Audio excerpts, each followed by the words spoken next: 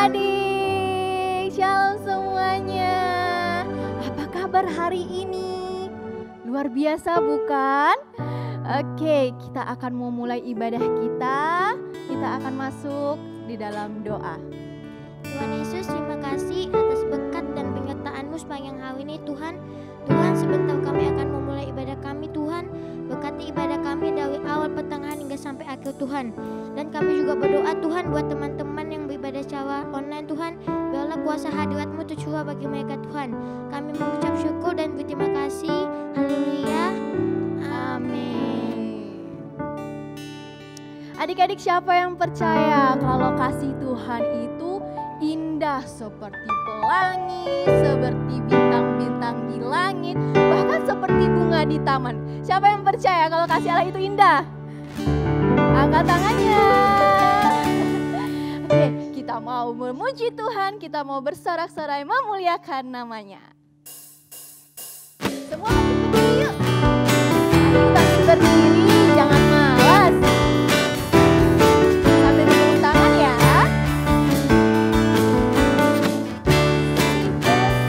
Indah, indah, oh indah kasih Yesus. Indah, indah, oh indah kasih Yesus. Kasih Yesus, indah, indah, oh indah kasih Yesus. Indah, indah, oh indah, lebih indah. Lebih indah dari pelangi, lebih indah dari bintang di langit, lebih indah dari bunga di taman. Oh Yesus,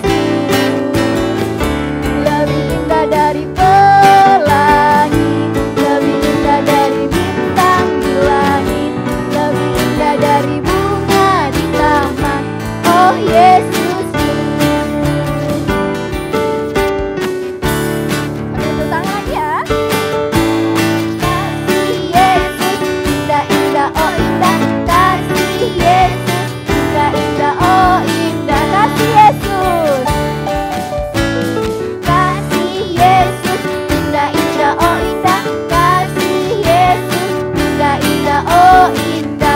Dari pelangi, lebih indah dari pelangi, lebih indah dari bintang di langit, lebih indah dari bunga di taman. Oh Yesus, lebih indah dari mana lagi Sam?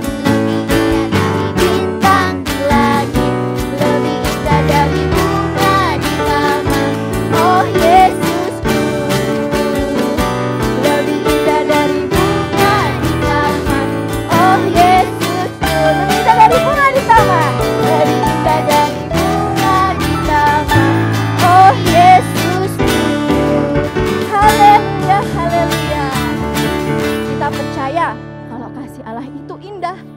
Karena kasih Allah itu indah, selalu baru setiap hari, maka artinya kasih Allah itu tak berkesudahan, selalu baru ada dalam hidup kita. Kita masih mau memuji dan memuliakan Tuhan, kita bersorak-sorai. Lebih bersemangat lagi ya.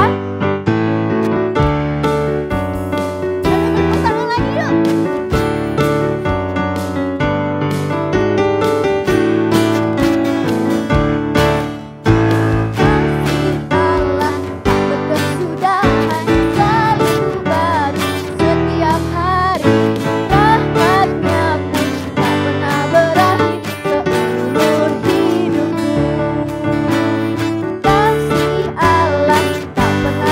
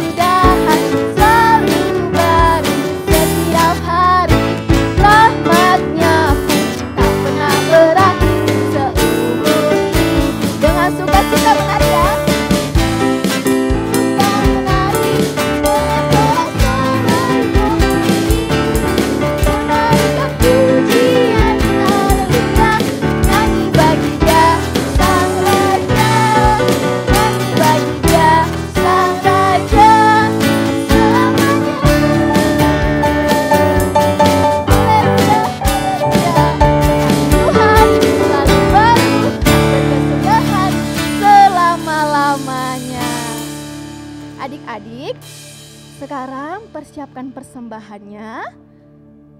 Oke, kasih persembahan yang terbaik untuk Tuhan, karena Tuhan sudah sangat baik sama kita. Jadi persembahan kita itu sebagai ucapan syukur karena kebaikan Tuhan. Mari kita berdoa. Bapa yang baik, terima kasih ya buat kebaikan-Mu sepanjang hidup kami. Sebagaimana tadi lagu pujian kami Bapa, demikian bahwa kasih-Mu tak berkesudahan. Bapa, saat ini kami mau datang membawa persembahan kami sebagai ucapan syukur kami atas kasih-Mu yang selalu baru setiap harinya. Terima kasih Bapa, terimalah persembahan kami ini sebagai dupa yang harum di hadapan-Mu. Di dalam nama anak-Mu kami bersyukur, haleluya, amin. Pentakosta ketiga artinya 1. Pencurahan Roh Kudus yang dahsyat di zaman now. 2. Penuaian jiwa yang terbesar dan terakhir. 3. Bangkitnya generasi Yeremia dipenuhi Roh Kudus, cinta Tuhan, tidak kompromi dengan dosa, dan memenangkan banyak jiwa. 4. Dari Indonesia ke bangsa-bangsa, gerakan dari timur ke barat dan kembali lagi ke Yerusalem. 5. Kuasa untuk menyelesaikan amanat agung Tuhan Yesus. Mazmur 91. Dalam lindungan Allah. Orang yang duduk dalam lindungan yang maha tinggi dan bermalam dalam naungan yang maha kuasa akan berkata kepada Tuhan, tempat perlindunganku dan kubu pertahananku, Allahku yang kupercayai. Sungguh, Dialah yang akan melepaskan engkau dari jerat penangkap burung, dari penyakit sampar yang busuk. Dengan kepaknya ia akan menudungi engkau. Di bawah sayapnya engkau akan berlindung. Kesetiaannya ialah perisai dan pagar tembok. Engkau tak usah takut terhadap kedahsyatan malam, terhadap panah yang terbang di waktu siang, terhadap penyakit sampar yang berjalan di dalam gelap, terhadap penyakit menular yang mengamuk di waktu petang. Walau 1.000 orang rebah di sisimu dan 10.000 di sebelah kananmu, tetapi itu tidak akan menimpamu. Engkau hanya menontonnya dengan matamu sendiri dan melihat pembalasan terhadap orang-orang fasik. Sebab Tuhan ialah tempat perlindunganmu, yang maha tinggi telah kau buat tempat perteduhanmu. Malapetaka tidak akan menimpa kamu, dan tulah tidak akan mendekat kepada kemahmu. Sebab malaikat-malaikatnya akan diperintahkannya kepadamu untuk menjaga engkau di segala jalanmu. Mereka akan menatang engkau di atas tangannya, supaya kakimu jangan terantuk kepada batu. Singa dan ular tedung akan kau langkahi. Engkau akan menginjak anak singa dan ular naga. Sungguh, hatinya melekat kepadaku, maka aku akan meluputkannya. Aku akan membentenginya, sebab ia mengenal namaku. Bila ia berseru kepadaku, aku akan menjawab. Aku akan menyertai dia dalam kesesakan. Aku akan meluputkannya dan memuliakannya. Dengan panjang umur akan kukenyangkan dia, dan akan kuperlihatkan kepadanya keselamatan daripadaku. Shalom adik-adik, apa kabarnya hari ini? Pasti luar biasa, amin.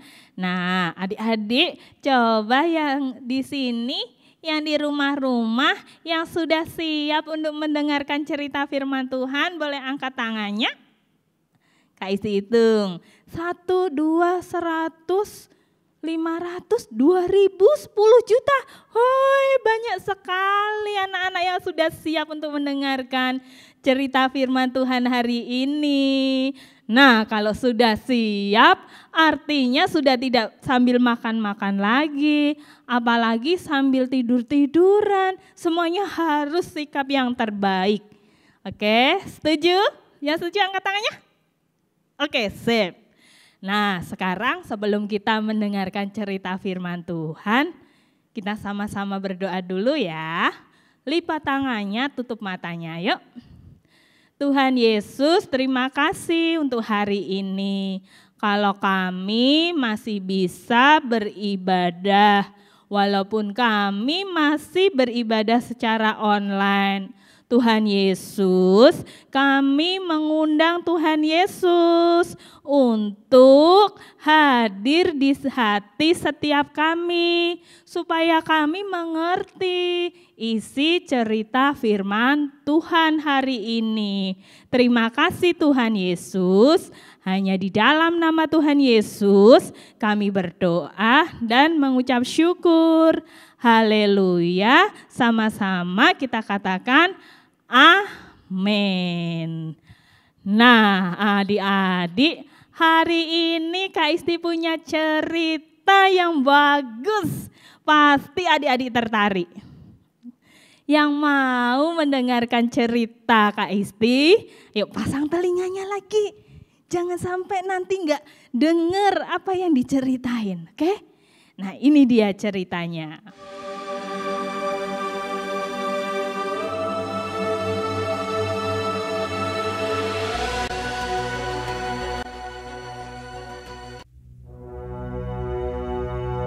Saul berumur sekian tahun ketika ia menjadi raja.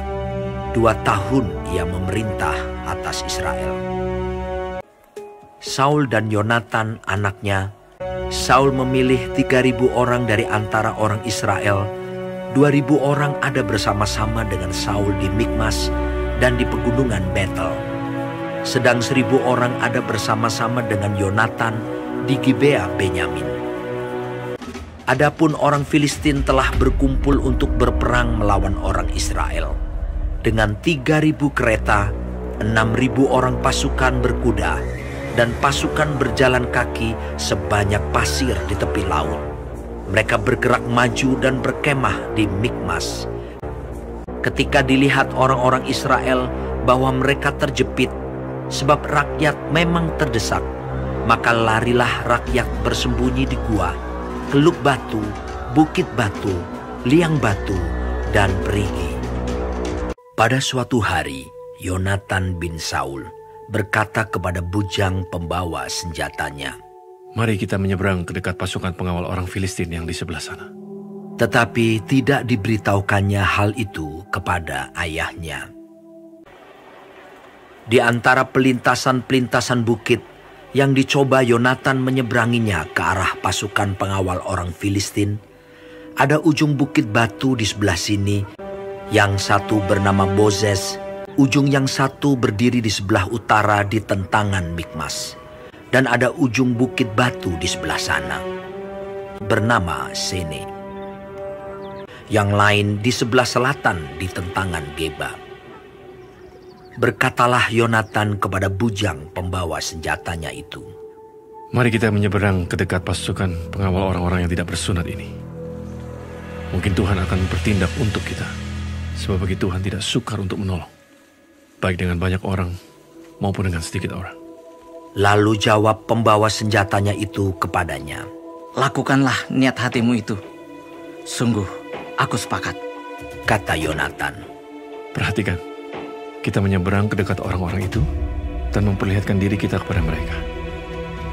Apabila kata mereka kepada kita begini, "Naiklah kemari," maka kita akan naik.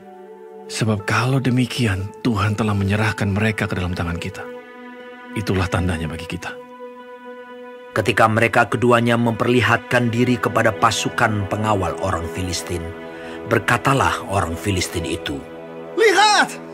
Orang-orang Ibrani keluar dari lubang-lubang tempat mereka bersembunyi.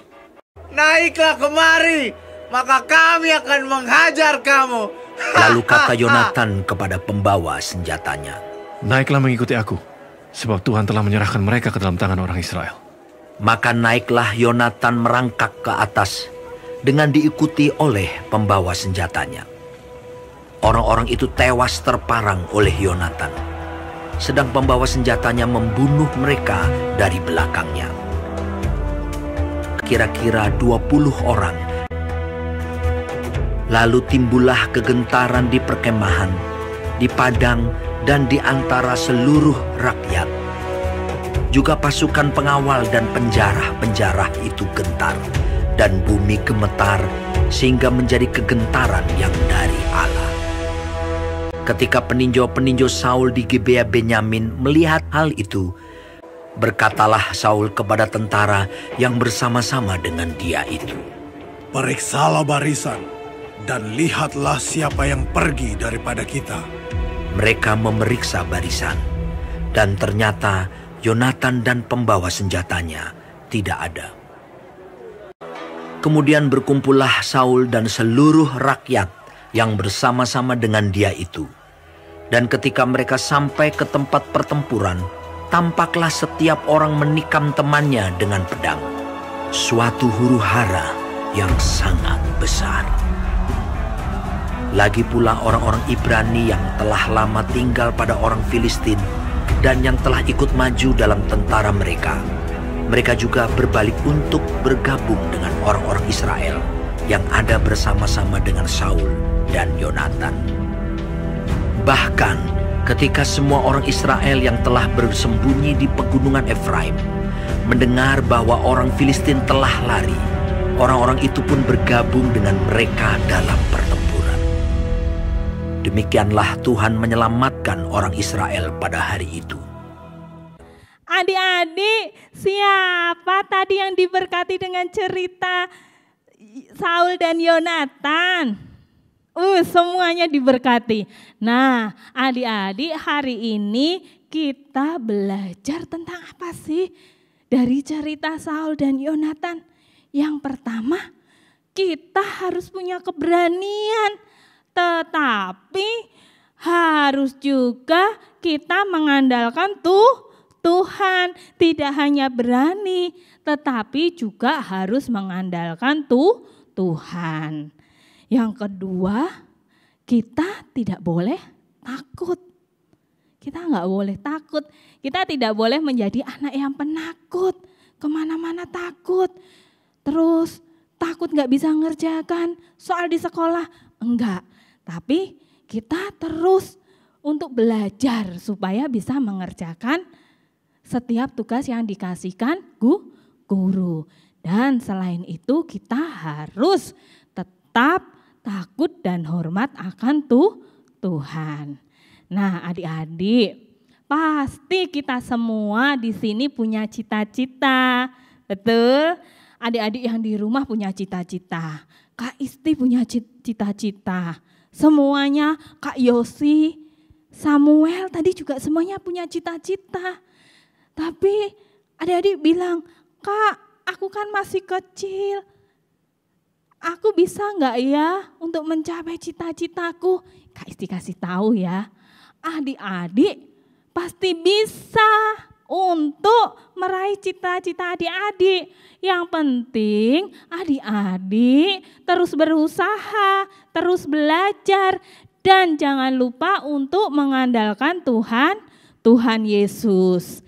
Nah, yang sudah siap untuk meraih cita-citanya, tetapi harus tetap berusaha dan mengandalkan Tuhan Yesus, kita semuanya boleh lipat tangannya, tutup matanya. Yuk. Tuhan Yesus, terima kasih ya kalau kami sudah mendengarkan cerita Saul dan Yonatan. Terima kasih Tuhan, walaupun kami masih kecil, kami akan menjadi pemberani karena kami menjadi anak-anak yang terus mengandalkan Tuhan. Terima kasih Tuhan Yesus, dan kami berdoa Tuhan Yesus yang senantiasa menuntun langkah setiap kami ya Tuhan, supaya kami dapat meraih cita-cita kami. Berkati juga mama papa kami Tuhan, berkati pekerjaannya, berkati usahanya, dan juga berkati kesehatannya. Terima kasih Tuhan Yesus, hanya di dalam nama Tuhan Yesus kami berdoa. Yuk, yang punya tangan dua-duanya diangkat. Yuk, angkat ya tangannya ya, dua-duanya ya. Nah, sekarang katakan sama-sama dengan Kak Isti.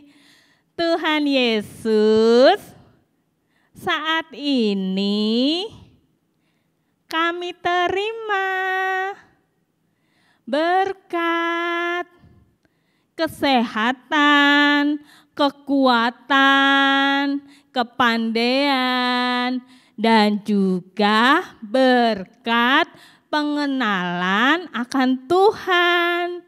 Terima kasih Tuhan Yesus, hanya di dalam nama Tuhan Yesus kami berdoa dan mengucap syukur. Haleluya, sama-sama kita katakan amin.